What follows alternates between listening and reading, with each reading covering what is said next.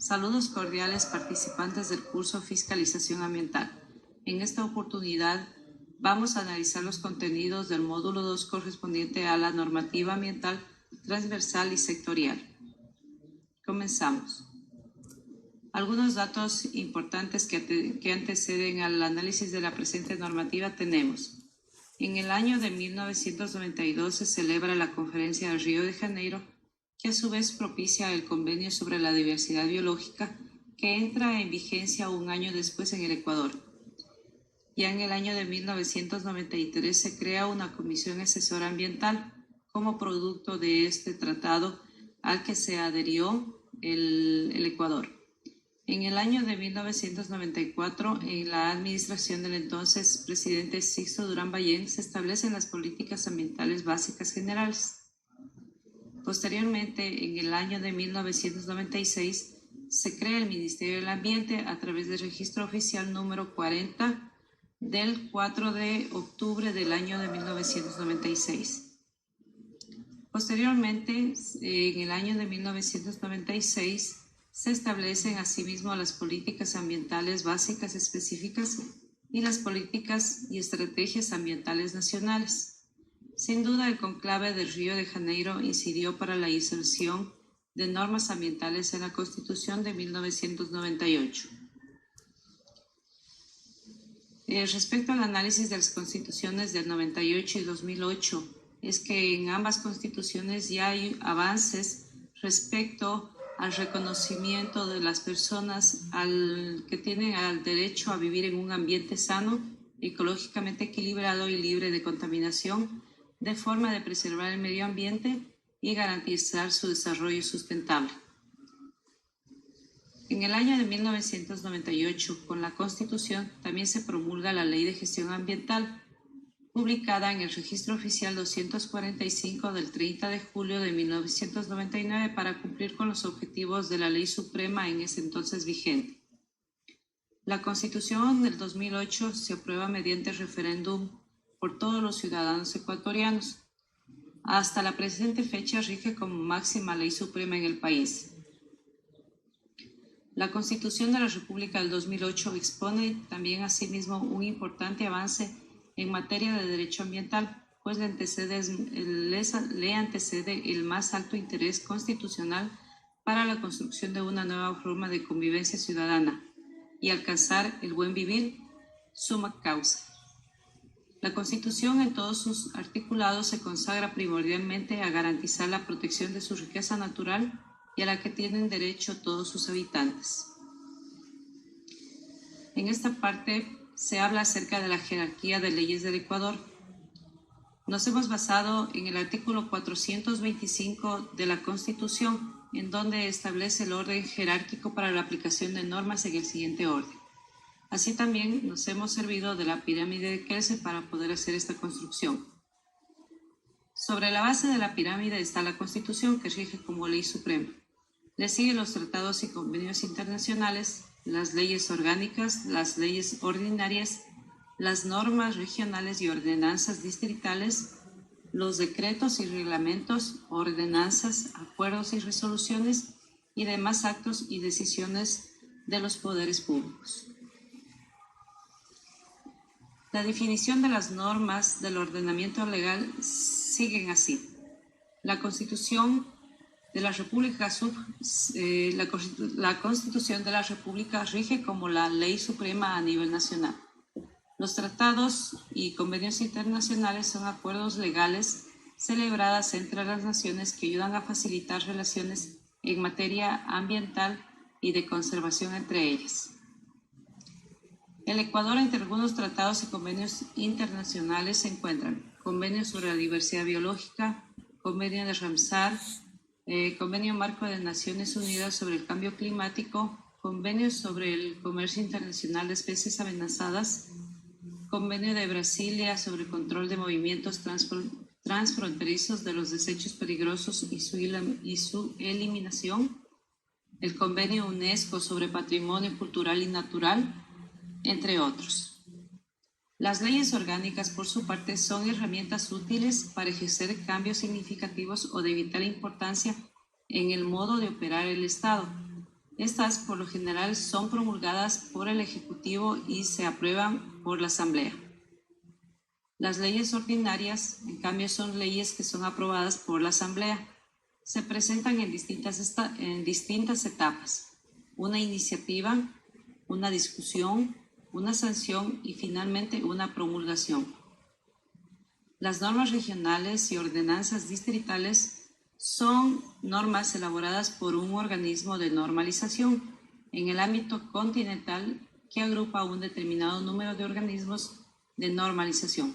Por ejemplo, las normas CINEN, las normas ISO, la norma andina para el comercio y la movilización intrasubregional y con terceros países de porcinos domésticos, por citar algunas. El reglamento, por su parte, es el conjunto de reglas, conceptos establecidos por el ente competente para realizar una tarea en específico. El decreto es la decisión de una autoridad sobre la materia en el que tiene competencia. Suele tratarse de un acto administrativo llevado a cabo por el Poder Ejecutivo. Las ordenanzas, por su parte, son aquellas que le competen a los GATS municipales. Es aquella citada por la máxima autoridad de una municipalidad o un ayuntamiento con validez dentro del municipio o comuna. Así también existen las ordenanzas provinciales. En cambio, extienden su alcance a toda una provincia. Por ejemplo, las ordenanzas que regulan el uso y gestión de suelo, normas de bioseguridad sanitaria para contener la propagación del virus COVID en el cantón o en la provincia en este caso. Un acuerdo es un derecho, una decisión tomada en común por dos o más personas por una junta, asamblea o tribunal. También se denomina así un pacto, tratado o resolución de organizaciones, instituciones, empresas públicas o privadas. Resolución. Esta puede ser creada por un tribunal, jefe de un servicio y hasta la misma ONU y tiene carácter general, obligatorio y permitente. En el caso de conflicto entre normas de distinta jerarquía, la Corte Constitucional, las juezas y jueces, administradores de la justicia, los resolverán mediante la aplicación de una norma jerárquica superior. La jerarquía normativa considerará en lo que corresponda el principio de competencia, en especial la titularidad de las competencias exclusivas de los gobiernos autónomos descentralizados. Por ejemplo, las ordenanzas de uso y gestión de suelo otorgados en el COTAD a los GATS municipales.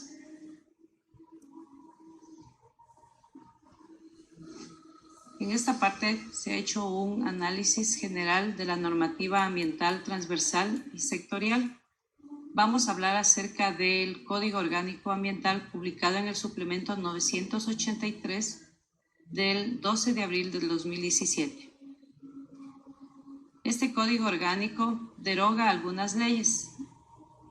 Por ejemplo, con la promulgación del Código Orgánico Ambiental queda derogada la Ley de Gestión Ambiental, la Ley para la Prevención y Control de la Contaminación Ambiental, la codificación de la Ley que protege a la biodiversidad en el Ecuador, la codificación de la Ley para la Preservación de Zonas de Reserva y Parques Nacionales. Asimismo, la derogación de los artículos 114, 115, 116, 149 de la Ley Orgánica de Salud. También se deroga la codificación de la Ley Forestal y de Conservación de Áreas Naturales y Vida Silvestre. Y asimismo también deroga el inciso cuarto del artículo 3 de la Ley de Hidrocarburos y de que se contemplen las normas de seguridad en lo que respecta a la protección del ambiente.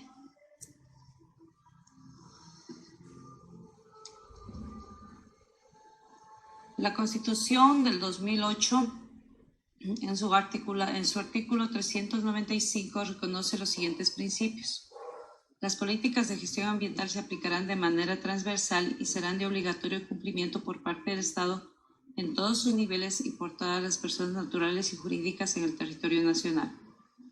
El Estado garantizará la participación activa y permanente de las personas, comunidades, pueblos, nacionalidades afectadas en las diferentes etapas de ejecución de un proyecto, obra o actividad.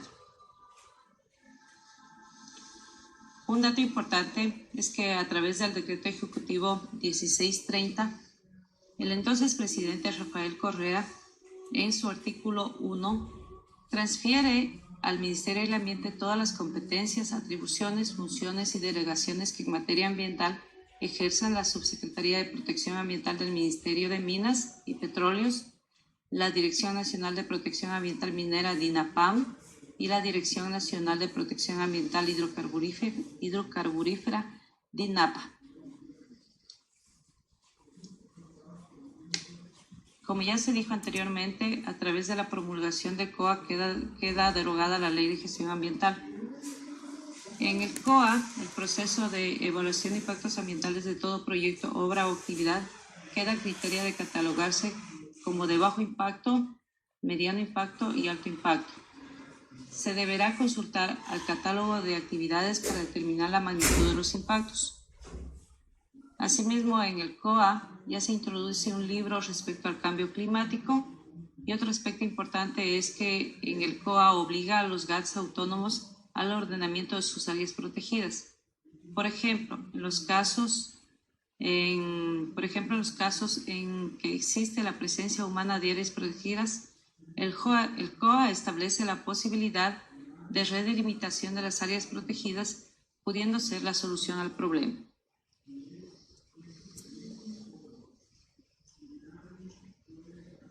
Asimismo, se incorpora un título respecto al manejo responsable de la fauna y arbolado urbano a través de la implementación de mecanismos y herramientas para su manejo, regulación de bienestar animal, desarrollo de campos educativos, censos, entre otros. El COA divide la gravedad de las infracciones. Asimismo, en el Código Orgánico Ambiental, divide a la gravedad de las infracciones en 3 grupos, como leves, graves y muy graves. Además, en el artículo 322 se establecen las multas en función de la capacidad económica de las personas naturales o jurídicas que han cometido la infracción. La capacidad económica se determinará en base a los ingresos brutos registrados en la declaración de impuestos a la renta. De acuerdo a la capacidad económica de la persona natural o jurídica que haya cometido dicha infracción, se la agrupará dentro de los 4 grupos, grupo A, grupo B, C o D. En esta categorización se determinará la multa económica en relación a la gravedad de la infracción. A partir del artículo 314 del COA se describe todo el capítulo de infracciones y sanciones.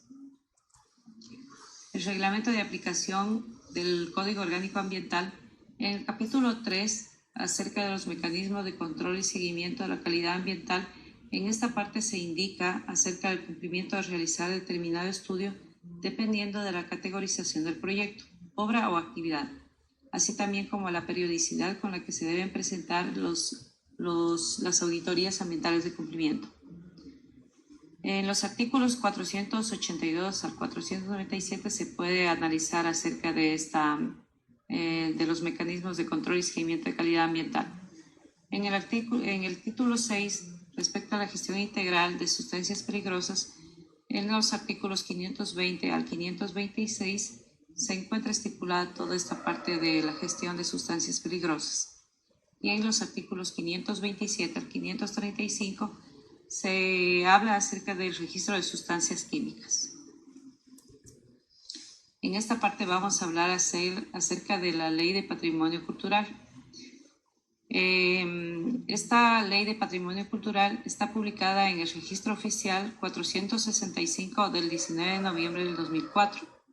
En el artículo 30 y su reglamento indica que en toda clase de exploraciones mineras de movimientos de tierra para edificaciones, para edificios, para construcciones viales o de otra naturaleza, quedan a salvo los derechos del Estado sobre los monumentos históricos, objetos de interés arqueológico y paleontológico que puedan hallarse en la superficie o subsuelo. Para estos casos, el contratista, administrador o inmediato responsable dará cuenta al Instituto de Patrimonio Cultural y suspenderá las labores en el sitio donde se haya verificado el hallazgo. La Ley de Aguas se encuentra publicada en el Registro Oficial 339 del 20 de mayo del 2004. Regula el aprovechamiento de las aguas marítimas, superficiales, subterráneas, atmosféricas del territorio nacional en todos sus estados físicos y formas.